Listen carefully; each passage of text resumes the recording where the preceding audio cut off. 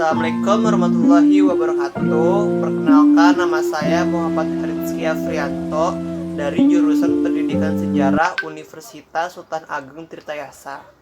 Pada kesempatan kali ini saya akan menjelaskan berdirinya VOC di Indonesia.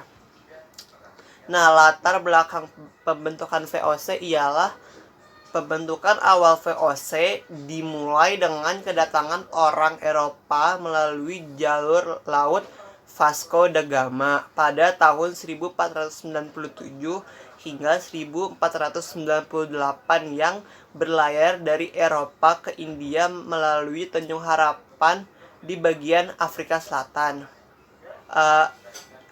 menciptakan tidak adanya persaingan dengan perdagangan Timur Tengah untuk mendapatkan saluran ke Asia Timur yang pada awalnya diupayakan pada jalur darat yang sangat berbahaya. Tujuan orisinil orang Eropa ke Asia Timur dan Tenggara termasuk ke Nusantara ialah berdagang, menyerupai yang terjadi pada bangsa Belanda. Misi dagang tersebut diikuti oleh kebijakan penjajahan Belanda dengan kerajaan Jawa, Sumatera, dan Maluku. Sedangkan di Suriname dan Curaçao, tujuan Belanda semenjak awal yaitu penjajahan atau settlement. Dari perdagangan menuju penjajahan bangsa Indonesia atau Hindia Belanda berasal. Selama kurun 16, perdagangan terperempat didominasi oleh Portugis dengan memakai Lisbon sebagai pelabuhan utama. Sebelum revolusi Belanda, kota Antwerp memimpin biro di Eropa Utara. Namun sehabis tahun 1591, orang Portugis bekerja dengan perusahaan di Jerman, Spanyol, dan Italia seperti hamburger utama dalam mendistribusikan barang ke Asia. Tapi perdagangan Portugis tidak sanggup memenuhi permintaan, terutama lada, dari pasokan yang tidak lancar, menciptakan harga merica meroket ketika itu. Pada ketika yang sama, advokasi Portugal dan kerajaan Spanyol bertempur dengan Belanda pada tahun 1580 yang menimbulkan kekhawatiran Belanda. Dari 3 faktor mendorong Belanda memasuki perdagangan rempah-rempah internasional, di mana Jan Huyen van Lincosten dan Cornelis de Houtman menemukan jalan diam-diam pelayaran Portugis, dan pada waktu itu juga pelayaran pertama Cornelis de Houtman ke Banten, pelabuhan utama di Jawa, 1595 hingga 1597. Nah, pada tahun 1596, 4 ekspedisi kapal dipimpin oleh Cornelis de Houtman menuju Indonesia dan sebagai hubungan pertama Indonesia dengan Belanda. Ekspedisi tersebut hingga di Banten, namun terlibat dalam perselisihan dengan Portugis dan penduduk setempat. Kemudian berlayar ke timur melalui pantai utara Jawa yang diserang oleh perjaka setempat di Sedayu, menimbulkan hilangnya 12 awak kapal dan terlibatnya dalam permusuhan dengan penduduk setempat di Madura. Nah, menimbulkan seseorang pemimpin setempat terbunuh. Setelah kehilangan separuh kru, tahun berikutnya memutuskan untuk kembali ke Belanda dengan rempah-rempah yang cukup untuk mendapat keuntungan. Pada tanggal 31 Desember 1600, Inggris mendirikan sebuah perusahaan perdagangan Asia berjuluk The British East India Company yang berbasis di Kalkuta. Belanda mengikuti pada tahun 1602 dengan orang Prancis yang mendirikan French East India Company pada tahun 1604. Lalu pada tanggal 20 Maret 1602, pedagang Belanda mengantar VOC atau Verenigde Oost-Indisch Compagnie atau Asosiasi Perdagangan India Timur. Pada ketika itu ada persaingan yang berpengaruh antara negara-negara Eropa, menyerupai Portugis, Spanyol, Inggris, Prancis, dan Belanda untuk melawan kekuatan perdagangan di Asia Timur. Mengenai hal ini, VOC diberi wewengan oleh Belanda dalam menghadapi dilema oleh Jenderal Staten di Belanda, di mana wewenang untuk mempunyai biaya sendiri dan menciptakan kesepakatan negara dan mengumumkan perang di sebuah negara. Kewenangan semacam itu menciptakan VOC bertindak sebagai negara. Lalu VOC kemudian mendirikan kantor sentra di Batavia atau Jakarta, di Jawa, dan juga pos-pos penjangkauan kolonial di Maluku atau Pulau Rempah-Rempah termasuk Kepulauan Banda, di mana VOC memonopoli pala yang dipelihara dengan metode kekerasan terhadap penduduk lokal, pemerasan, dan pembunuhan massal. Lalu pada tahun 1603 VOC memperoleh izin di Banten untuk mendirikan kantor perwakilan, dan pada tahun 1610 Peter keduanya diangkat menjadi Gubernur Jenderal VOC pertama dari tahun 1610 hingga 1614. Namun beliau menentukan Jayakarta sebagai pemerintahan VOC, sedangkan Friedrich de Houtman sebagai Gubernur VOC di Ambon 1605 hingga 1611, dan sehabis itu menjadi Gubernur Maluku 1621 hingga 1623. Nah, selanjutnya itu ada pengertian VOC.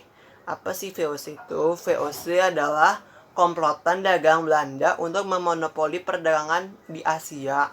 Lalu VOC adalah kependekan dari Verenigde Oost-Indisch Compagnie yang bangkit semenjak tanggal 20 Maret 1602. Dan terakhir, VOC adalah kawan dagang terbesar di Nusantara untuk menyatukan perdagangan rempah-rempah di daerah timur dalam memperkuat posisi Belanda di Indonesia.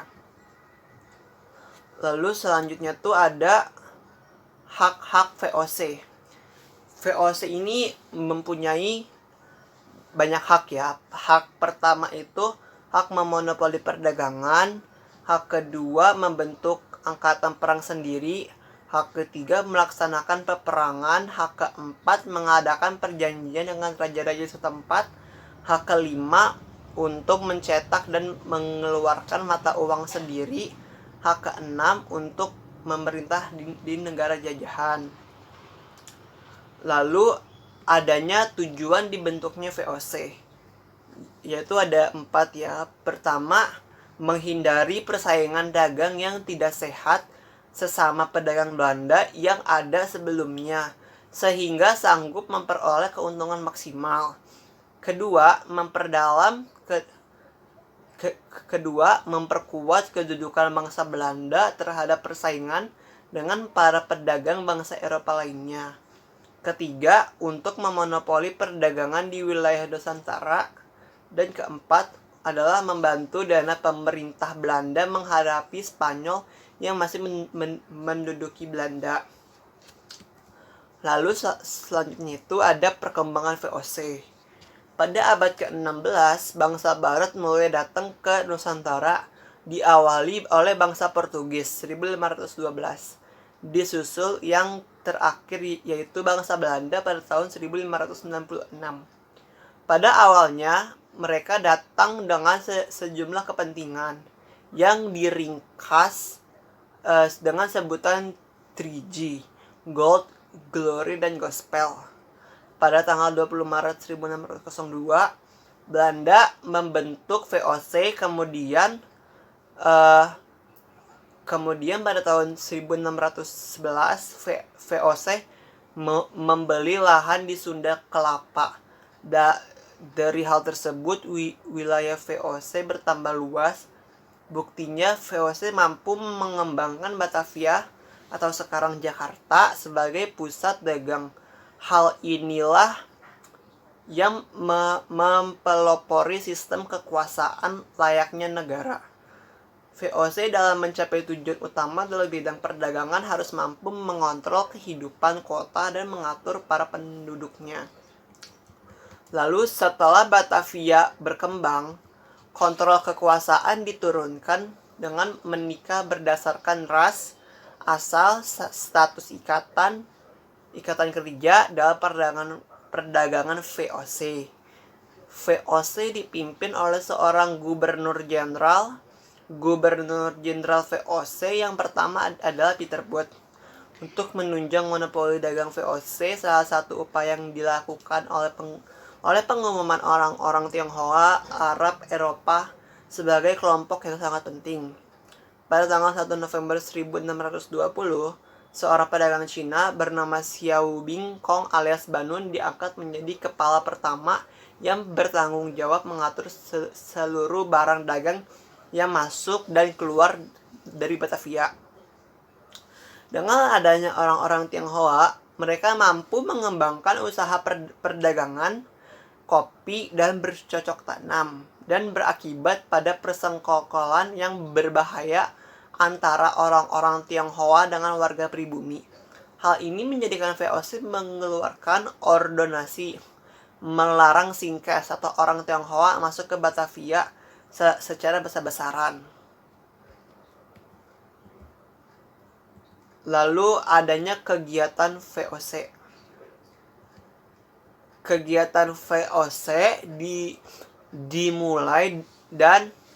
dimulai di organisasi dan monopoli perdagangan mulai diterapkan setelah ditetapkannya gubernur jenderal pertama, yaitu Peter Booth. Dia menentukan pusat kedudukan VOC di Ambon. Pilihan itu didasari dari pertimbangan bahwa Ambon untuk menerapkan monopoli perdagangan rempah-rempah di Maluku agar mudah dilakukan. Dalam perkembangan, Peter Booth memindahkan pusat kedudukan VOC ke Jayakarta dengan alasan strategis akan lebih mudah menyingkirkan Portugis yang berkedudukan di Malaka waktu itu. Untuk melaksanakan rencana tersebut, Peter Booth meminta izin kepada Pangeran Jayakarta untuk mendirikan kantor dagang di Jayakarta, termasuk wilayah kekuasaan di Banten. Namun beberapa tahun kemudian, EIC dari Inggris juga diizinkan mendirikan kantor di Jakarta. Akibatnya muncul persaingan antara VOC dan EIC. Saat terjadi persaingan VOC dan EIC, Jan Pieter Zoon Koon diangkat menjadi gubernur jenderal untuk memenangkan persaingan. Ia mendirikan benteng VOC di Jayakarta yang disebut dengan nama Batavia. Kemudian ia menghasut penguasa Banten, Rane Manggala, untuk memecat Pangeran Jayakarta dan sekaligus menutup izin berdagang EIC sejak tanggal 31 Mei 1619. VOC memperoleh hak penuh atas Jayakarta dan sejak itu pula nama Jayakarta berubah jadi Batavia. Melalui Batavia, VOC memperluas pengaruhnya ke berbagai wilayah di Indonesia. Perluasan pengaruh itu disertai penerapan monopoli perdagangan dengan kekuatan militer dan keahlian memecah belah sejumlah wilayah yang tunduk pada pengaruh VOC. Lalu selanjutnya itu ada peraturan dagang VOC. Pertama, petani rempah-rempah hanya boleh bertindak sebagai produsen. Hak jual beli hanya dimiliki oleh VOC. Kedua, panen rempah-rempah harus dijual kepada VOC dengan harga yang ditentukan oleh VOC.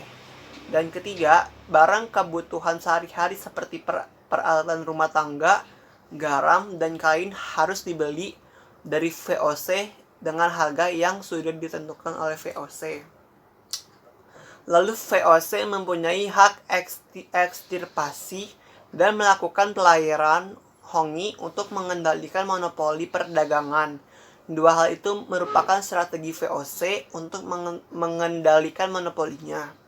Hak tripasi adalah hak untuk menumpas pohon rempah-rempah yang dianggap berlebihan agar harga rempah-rempah di pasar mancanegara tetap tinggi.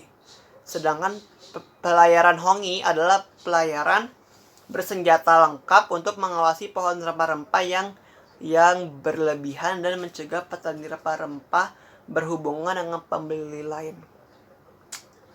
Itu saja yang dapat saya sampaikan, kurang lebihnya mohon maaf. Terima kasih. Wassalamualaikum warahmatullahi wabarakatuh.